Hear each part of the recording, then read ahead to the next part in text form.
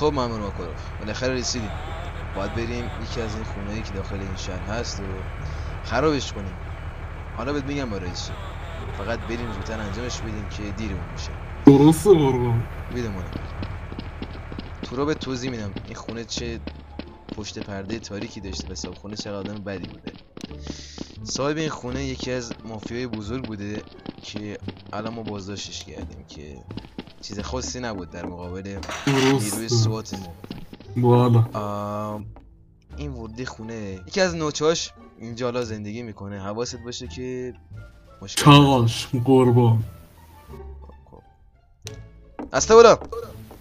هی برشی وایسته بمب بوی سرته سکو بمب. سری باش تکون نخور. بمب بنداز نه اون جورورقی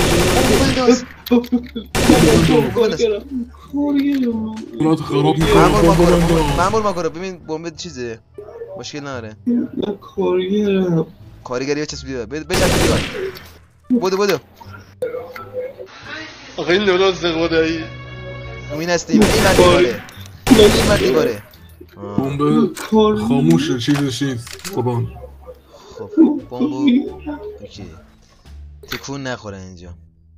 اینو نگرش دارم من خودم کارو انجام میدم. خب تو خدا من اینو نمیزنم بخرم خونه رو گیرونه خودم کاراش انجام میدم. ماکاروف آقا حواست بهش باشه بسته رو شما زن و بچه دارید شما میدونم بچه مشکلاتی شما کارگر یا آقا داره برق میبارد زیاد به این زمستون که بیاد که داره نکنید نه بمب براش زباره. وای بمب دراب کن سری باش. آقا تو رو خدا بخش تکون نخو میگم. خب برو بر بدو طبقه پایین بدو.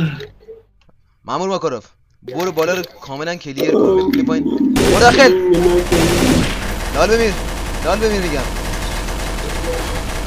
برو تو چی دارم آقا بدو همه چی نابود شد قربان. بیا پایین سری باش. بیا پایین این استخون عملش در ببندش به این یخچال. ببند صحبت نکن. ببندش به یخچال. بیا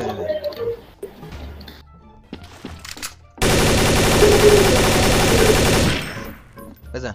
عکس بیا پدرزم عقب. نه بابا میاده بیا عقب. خنا بگیر. نه خب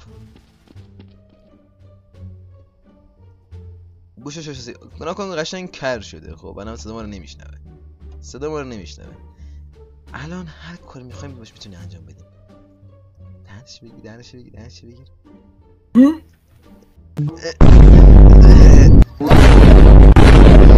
مازی کر شده بود کور که نیست خارشو.